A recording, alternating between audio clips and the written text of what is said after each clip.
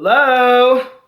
Okay, well, I'm trying to do like more of realistic vlogging throughout the day. So I'm about to get ready because Tanya and I are going to, I'm like on the floor.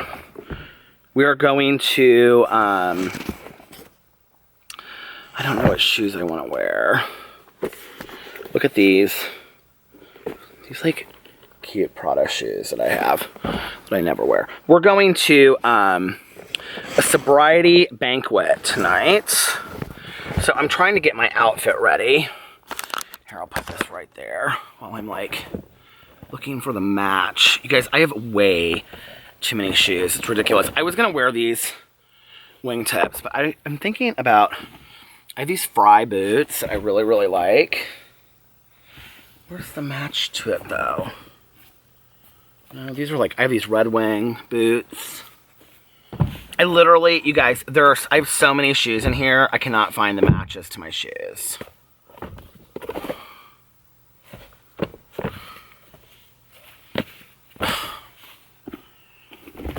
Did I put it over there? Oh, there it is.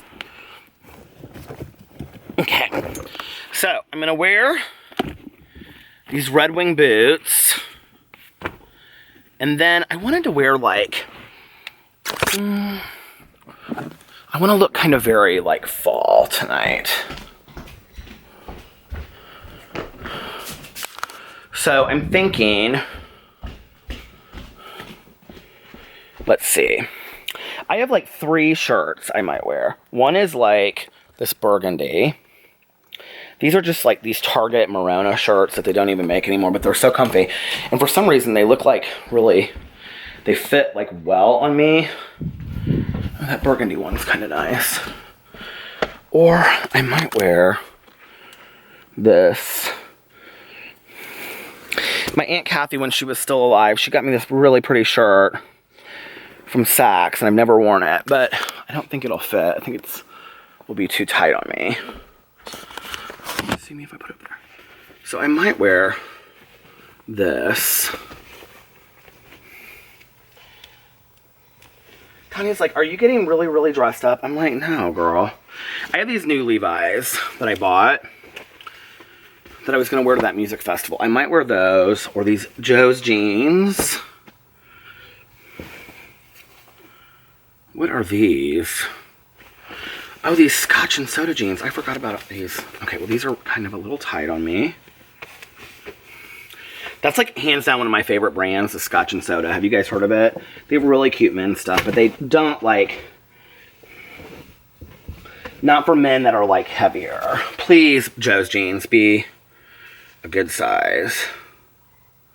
I'm looking for 38s, not 30s, or looking for 36s, not 38s. Those are 38s. I like those better than these. Please let me have a pair of 36 Joe's jeans in here. These have, oh, but I must have worn these because they're rolled up. Thank you, Lord. These are 36s. Okay, and then I need a pair of socks.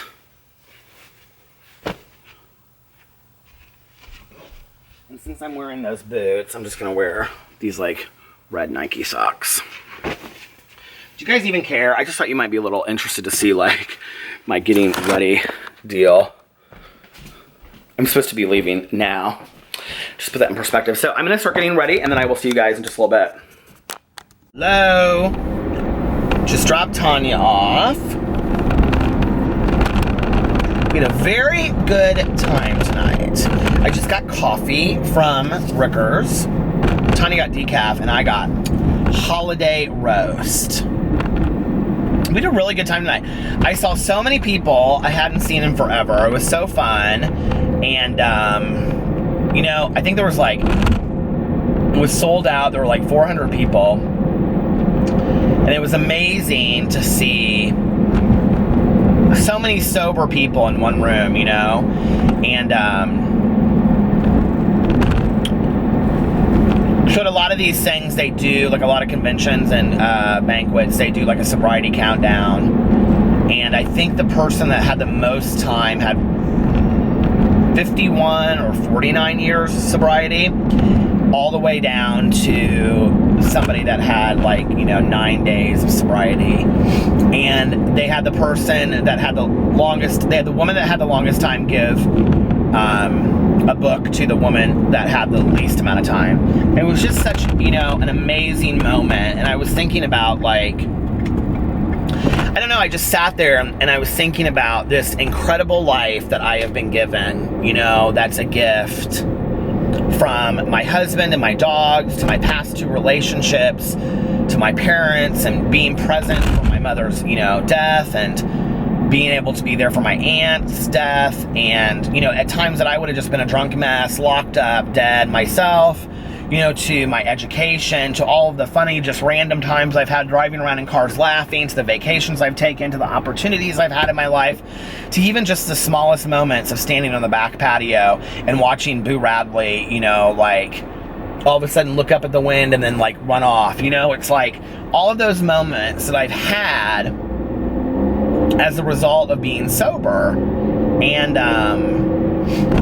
just what an awesome gift that is. And then to see it in a room where it's multiplied times 400, and just to know that there are thousands of people just in this city that are sober, and hundreds and thousands of people around the world that have been given that gift is just, it's incredible. And one of the privileges I feel like I've had from starting my YouTube channel and talking about my sobriety is the just daily messages I get from people saying, that from hearing my story, they were encouraged to get help from themselves, or they'll just, message me and say, oh, I have 7 years sober, or, I've got 3 months sober, or, hey, I've got 22 years sober too. And, it's just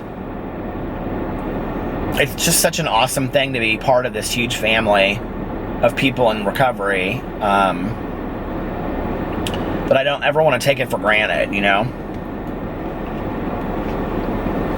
And I've had so many friends of mine that have gone back out, even friends of mine that had double-digit sobriety, that had been sober for, 10 and 20 years, that went back out. And I hope the moment never comes that it's between me and a drink or me and a drug, and I rationalize why it's okay to use that, because I'm not handing over my sobriety, I'm handing over my life and my relationships and all of you and my career and everything, and it just is so precious to me, So it's just been a really very cool evening of memories and, I don't know, just gratitude and everything, and I got to hear this woman share her story tonight that had been sober 31 years, and it was just this, very cool story, and I related to so much of it.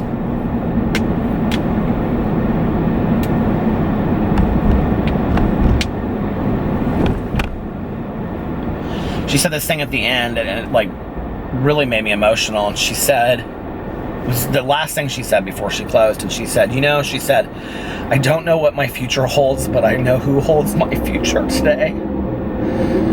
And there's that moment, when you realize that you're in utter control of everything in your life.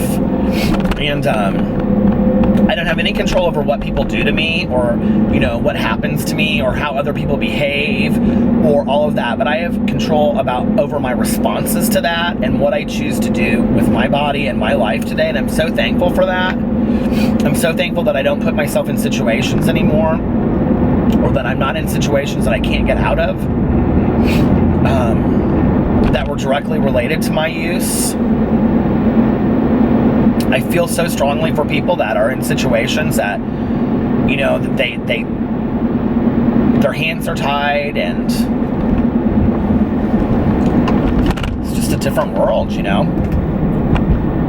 I'm not the person that I was then.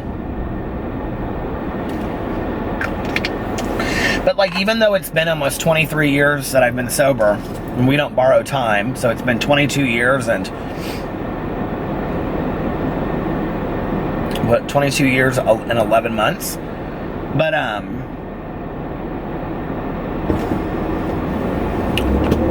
it's like sometimes, like with listening to her speak tonight, it's like sometimes I don't forget like what that first day in was, or like what the days. I mean, people can talk about what drinking was like, and it's like I remember it like yesterday, you know? Like I remember the people telling me, you know, like what I did the night before, not wanting to know, and you know, ruining lives, and people being upset with me and not remembering what I had done that made them upset. And even when they told me, I'd be like, I don't know what you're talking about, you know? And I couldn't even fathom that that would be something that I would ever do. Like, no, that's not who I am as a person, right? But it was exactly who I was as a person that was drinking and using drugs. And,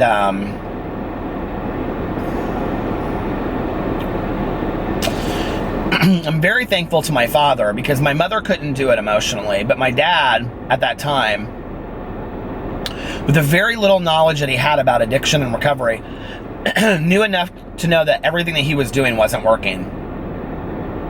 And so he had a friend of his that was an addictionologist and was over the treatment facility that I went to, and said to him, I don't know what to do to help Peter, so you tell me what to do and I'll do exactly what you tell me to do. And I mean to tell you, everything this man and my counselor told my dad to do, my dad did. When they said cut him off, he cut me off. When they said if he uses again, don't pay him for this, he made it very clear. If you pick up again, I'm done with you. I don't want to hear from you. I mean, my dad was done. And, you know, I really... You know, people ask me all the time, what was your bottom? My bottom was truly my fear of being homeless, because I knew that my dad was done. And I knew I had no idea of taking care of myself. I had no idea how to do that, you know? And I wasn't even very good at taking care of myself when somebody else was doing the job. And I owe my dad so much for my sobriety, you know? And it's interesting because, like, I mean, my dad and I talk a lot, but every year on my sobriety date, I always call him and I thank him for my treatment and I thank him for my education, because those are two things that he paid for that had he not paid for my treatment, I would not be here today, because I think insurance stopped paying after like 2 days, and my dad was pissed. He was like, I told you I would pay for one last treatment, so I'll pay for it. And treatment's very expensive, and a lot of people don't ever have that opportunity, and I'm so thankful, because I needed to be in treatment for, you know, 30 plus days. There was very specific cycles that I had to go through. I had to go through the denial, I had to go through shutting my mouth and just listening, and then I had to go into fear, you know, fear of not wanting to leave, because I didn't know how to take care of myself, and I didn't know what being sober was, because I had been drinking and drugging since I was 12 years old, and I was 22. I didn't know who I was. I mean, I was the mind of a 12-year-old. And so, you know, I just, because of that, I was willing, having gone through those, I was willing to do what anybody told me to do. I was ready when I came in, and, you know, I still believe that I had a lot of drunks in me and a lot of drugs that I could use in me, that if I really wanted to, I would have, but at the same time, I was done. Like, Tanya and I were talking about that on the way home. Like, we were both kind of like, I came in and I was just done, you know? And it was interesting because this woman was talking tonight about that when she came in, she was ready. And, like, she didn't have to be convinced of her addiction, that she was ready when she came in. That maybe she wasn't ready for everything that went along with sobriety and all the work that she would have to do, but she was, like, tired enough and sick enough that she was ready to do what somebody else told her to do. And, you know, I think that's the difference a lot of times. I don't think you have to walk in with a huge desire to stay clean and sober. I don't. But I do think you have to walk in with a readiness. You know, that, okay, I've been beat down enough. And maybe not completely, but enough. You know what I mean? Like, enough where you can go, I don't want to continue to do this anymore. So, I don't know. It was just a phenomenal evening tonight. And, I feel very blessed for my evening, for my life, for my evening. I feel very blessed. I do feel very blessed for this evening. I feel very grateful. I also feel very grateful for my life. And I am just going to listen to some music and then go home and spend the rest of the evening with my family tonight. So I think I'm going to end this now. It'll be a short little vlog. Y'all can catch up on all the vlogs from previously, and then tomorrow we'll do a little bit of a longer vlog. Okay? I love you guys. Night.